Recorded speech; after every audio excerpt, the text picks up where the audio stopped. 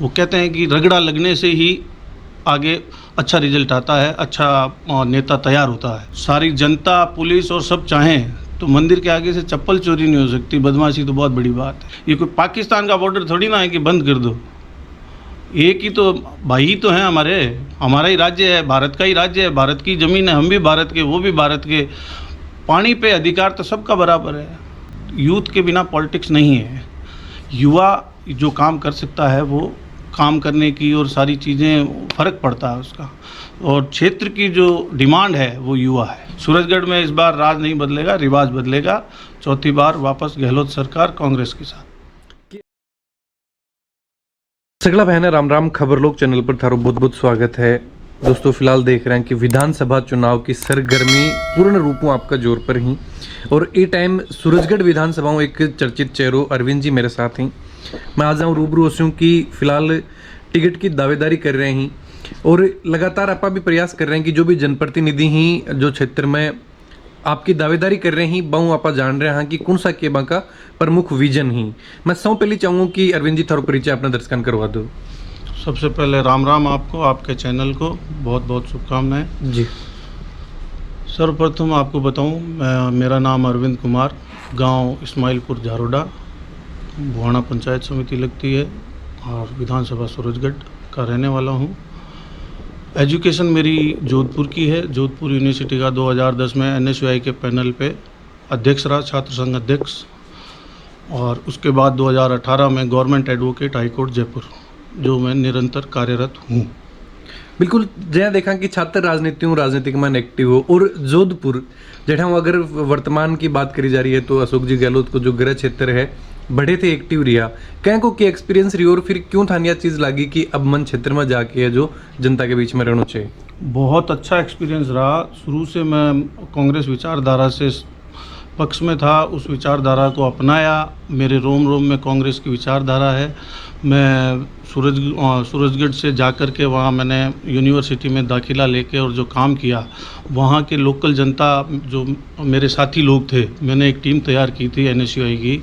मैंने NSUI में भी शुरू से दाखिला लेते हुए अच्छा काम किया। NSUI में छात्र राजनीति से जो राजनीति में आता है वो राजनीति की बारीकियाँ सीखते हुए आता है। वो कहते हैं कि रगड़ा लगने से ही आगे अच्छा रिजल्ट आता है, अच्छा नेता तैयार होता है। तो छात्र राजनीति से जो आता है वो सारी चीज़ें सीखते हुए ऊपर आता है। तो जोधपुर का मेरा बहुत अच्छा एक्सपीरियंस रहा। वहाँ मेरे को बहुत प्यार मिला। वहाँ जो लोकल मेरे साथ के स्टूडेंट थे, हमने एक टीम तैयार की। टीम को साथ ले जा करके हमने यूनिवर्सिटी में काम किए तो उसका रिज़ल्ट हमको मिला कि मैं इतनी दूर का होने के बावजूद वहाँ की स्टूडेंटों ने मुझे जिताया और यूनिवर्सिटी के अंदर अध्यक्ष पद पे निर्वाचित किया, और मैंने वहाँ काम किए। और उसके बाद यूथ कांग्रेस, फिर मेन कांग्रेस, जैसे जैसे पार्टी की जिम्मेदारियाँ मिलती गई मैंने उनका निर्वहन किया। बिल्कुल वर्तमान क्षेत्र में सूरजगढ़ की अगर आप अभी बात करें, ये तो जो छात्र राजनीति की आप बात करी, अभी अगर सूरजगढ़ की बात करा तो कौन सी की जो कमी था नजर आ रही है कि बाकले काम करो जा सके तो सूरजगढ़ जो क्षेत्र है बिन और बेहतर बनाया जा सके है? मेरा ये मानना है, बहुत अच्छा सवाल पूछा आपने। सूरजगढ़ आज 75 साल हो गए हैं देश को आज़ाद हुए हुए, लेकिन आज भी सूरजगढ़ के विकास की वो गति न तो बन पाई है, न हुआ है आज तक वो विकास जो होना चाहिए था। जबकि पूरे राजस्थान को देखें, अपन भारत को एक बार साइड में रख के और राजस्थान को देखें तो झुंझुनू जिला साक्षरता में और इन चीज़ों में बहुत आगे है। उसमें सूरजगढ़ का भी बहुत योगदान है।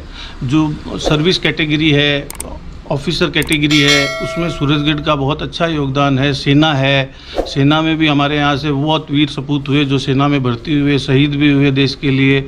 उन सब चीज़ों को देखते हुए इतना आगे होने के बावजूद भी यहाँ विकास की जो गति होनी चाहिए थी वो नहीं रही। यहाँ पानी की कमी तो चलो खेती के कारण भी मानते हैं, लेकिन एक जो सरकार की तरफ से जो काम नेता लेके आ सकते थे यहाँ, वो काम नहीं आया। न चाहे आप सड़क ले लो, हॉस्पिटल्स ले लो, स्कूल्स ले लो, वो जो होना चाहिए था वो काम नहीं हुआ। मैं अभी घूम रहा था, भाई इतने सालों से घूम रहे हैं, तो देखा मैंने कि एक ब्लड बैंक भी नहीं है, जिला अस्पताल नहीं है।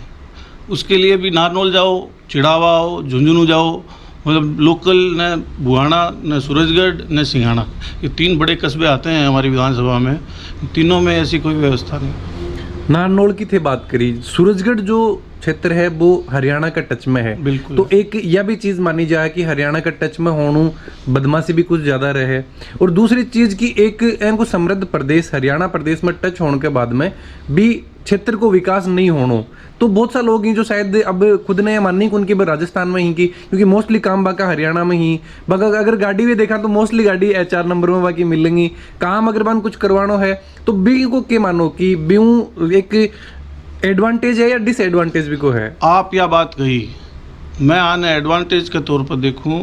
बाकी जो बदमाशी की बात आप कही, आपने एक चीज़ बताऊं, मेरे घर में आपके घर में दरवाज़ों पार करके कोई कुनिया सका आपकी इच्छा के बिना, जो पुरानी यहाँ की राजनीति रही वो उस राजनीति के कारण ये हुआ है। ये जो बदमाशी और ये बढ़ी है ना, ये वो राजनीति ही कारण है, और इसके ऊपर पूर्ण रूप से अपन लगाम लगाएंगे। मेरे घर के अंदर, मेरी विधानसभा के अंदर कोई नहीं घुस सकता। किस तरीके का प्रयास कोई करा जाएगा? बदमाशी, किस तरीके का प्रयास? जो पुलिस है, पुलिस अगर चाहे, जो पुरानी राजनेता रहे हैं उनकी साठ गांठ से ही ये चीज़ें हुई हैं, उस सब पे बंद करेंगे, उसको सुधार करते हुए। उसमें मैं आपको बताऊं कि अगर सारी जनता, पुलिस और सब चाहें तो मंदिर के आगे से चप्पल चोरी नहीं हो सकती। बदमाशी तो बहुत बड़ी बात है, नहीं तो होने नेता नहीं तरीकों की तरीकों जिम्मेदार मानो कि बै नेता लोग एक ही चीज अठे पन पाई ही छूट दी है उन्होंने।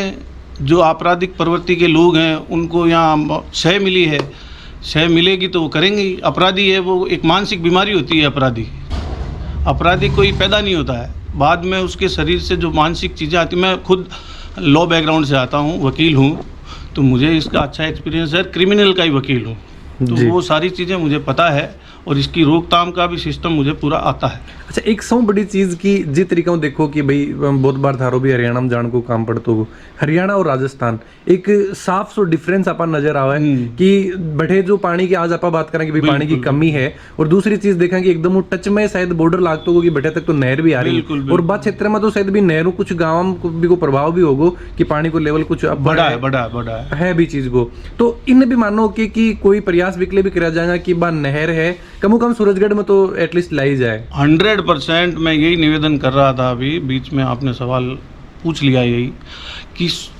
हरियाणा से जो आगे नहरें बिल्कुल बॉर्डर पे आते ही बंद कर दी गई हैं, उनका निसंदेह सूरजगढ़ को कुछ फ़ायदा हुआ है। कुछ गांवों को, कुछ डाणियों को वहाँ ग्राउंड वाटर लेवल ऊपर आया है, लेकिन आगे के जो मैं जो चाह रहा हूँ काम करना, उसी श्रेणी में अब मैं ये काम करना चाह रहा हूँ कि वो नहरें आगे आएँ।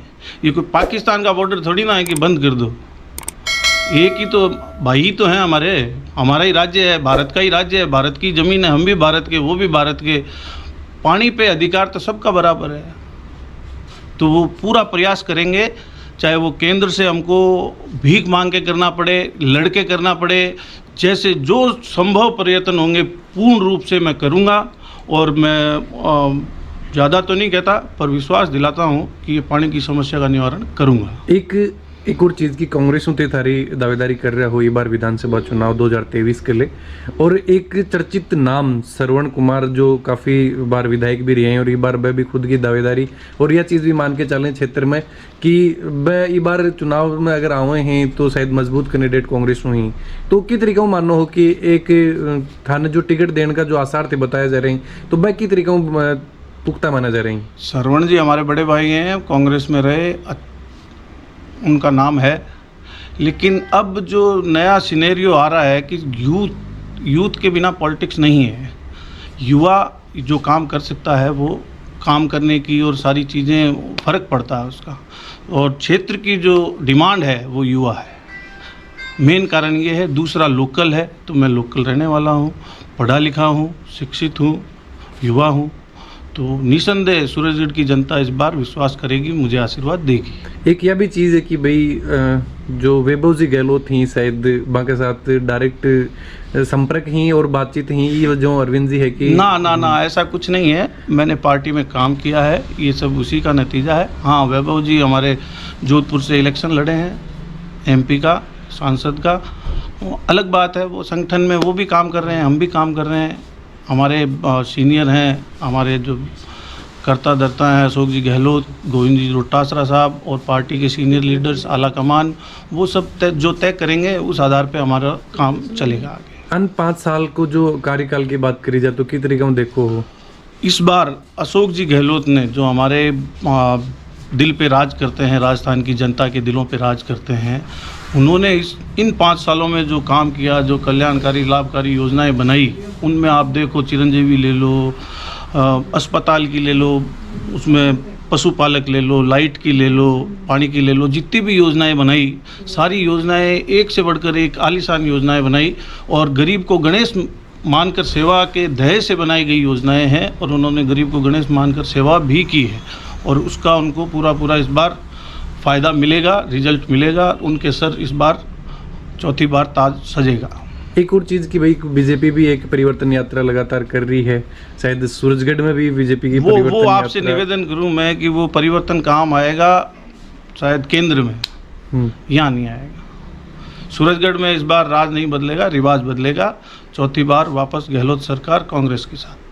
की अपील जो सूरजगढ़ की जनता को करना चाहोगा? अपील यही है कि सूरजगढ़ की जनता से यही अपील करता हूं कि इस बार जो कांग्रेस सरकार ने काम किए हैं उन काम को देखते हुए मतदान कीजिए, स्वच्छ मतदान कीजिए, अच्छा मतदान कीजिए। कब तक है जो टिकट फाइनल हो जाएंगे कुछ हैं कभी? वो कुछ कह नहीं सकते, चल रहा है, कह रहे हैं नवंबर या अक्टूबर लास्ट में पार्टी जैसा ऊपर से दिशा निर्देश देगी वैसे टिकट डिक्लेयर होंगी।